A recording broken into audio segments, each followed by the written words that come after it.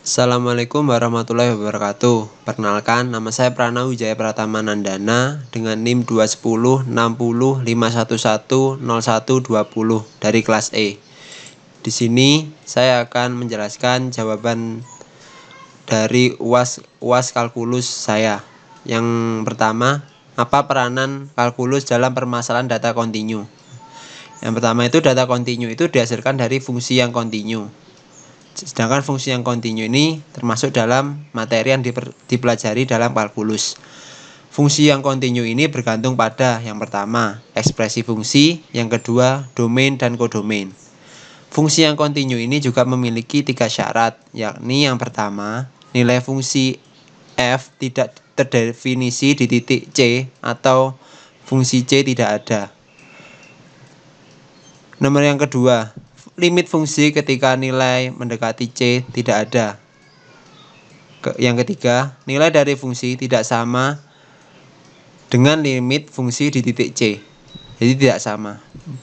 Kemudian, fungsi yang kontinu itu akan menghasilkan grafik yang seperti ini. Jadi tidak ada yang tidak memiliki nilai. Jadi setiap titik ini memiliki nilai. Yang tidak kontinu itu seperti ini. Jadi tidak ada yang tidak memiliki nilai. Contohnya seperti ini. Di sini ini diibaratkan saja 0,0. 0,0 di sini tidak memiliki nilai. Sedangkan di sini setiap titik-titik di sini itu memiliki nilai atau memiliki pasangan. Selanjutnya, untuk kalkulus ini juga dapat mengetahui nilai maksimum dan minimum dari fungsi data kontinu tersebut. Jadi fungsi pertama tadi diturunkan, kemudian dapat menghasilkan nilai maksimum dan minimum. Nilai maksimum itu yang paling atas ini, kemudian yang minimum ini yang paling bawah. Selanjutnya, untuk mengetahui apakah grafik fungsi dari data kontinu akan naik atau turun. Garis akan naik jika fungsi turunan itu tadi lebih besar dari 0. Sedangkan garis akan turun jika fungsi turunan tadi lebih kecil dari 0. Nah, contohnya seperti ini. Fungsi x min x pangkat 3 plus 9x kuadrat min 15x ditambah 7. Ini diinginkan interval itu naik f-nya. Yang pertama diturunkan dulu menjadi seperti ini, min 3x kuadrat ditambah 8x min 15. Kemudian dimasukkan yang ini. Yang fungsi turunan x ini lebih besar dari 0. Kemudian didapatkan nilai seperti ini. Kemudian dari pemfaktoran tadi didapatkan data x itu ada x sama dengan 1 dan x sama dengan 5. Kemudian di sini dapat diambil bahwa grafik tersebut akan naik pada saat antara 1 sampai 5 ini. Antara titik 1 sampai 5 ini. Kemudian selanjutnya, dalam kalkulus juga diajarkan deret.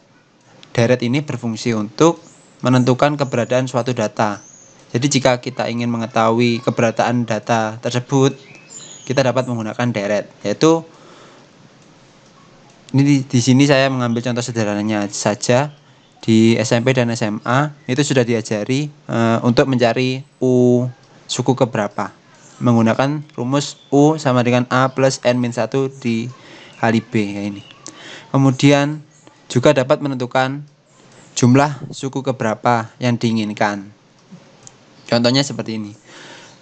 Dalam tagihan listrik, kita itu pengen tahu tagihan kita selama setahun itu berapa yang dipakai voltasenya itu berapa. Nah, kita bisa menggunakan deret ini. Kemudian juga bisa mengetahui pada bulan apa sih voltase terbesar, itu juga bisa menggunakan deret ini. Kemudian yang nomor 2, soalnya seperti ini. Dari sini didapatkan yang pertama itu jelas fungsi kontinu itu yang membentuk grafik dan kurva tersebut. Yang kedua, untuk menentukan nilai maksimum dan minimum dari grafik tersebut. Yang ketiga, menemukan panjang kurva dari grafik tersebut. Kemudian yang pertama itu menentukan nilai maksimum dan minimum. Yaitu biasanya nilai maksimum itu yang positif atau yang atas sendiri di sini. Yang atas ini, jika ini nilai paling atasnya itu A, jadi bisa disebut nilai maksimumnya itu A, dan nilai minimum itu tadi di sini dijelaskan itu minus. Biasanya minus. Nah, di sini berarti minus A. Minus dari ini ya, yang di atas ini. Kemudian dapat digunakan untuk menentukan panjang gelombangnya. Panjang gelombang itu dari pucuk ke pucuk ini juga satu panjang gelombang. Kemudian seperti ini juga panjang gelombang, satu panjang gelombang, satu gelombang. Kemudian dari lembah ke lembah ini juga panjang gelombang. Dengan rumus seperti ini. Dengan C itu kecepatan fase. Di sini panjang gelombangnya itu disimbolkan dengan lambda. Jadi kecepatan fase dibagi dengan F ini frekuensinya, yang sudah diketahui di sini tadi.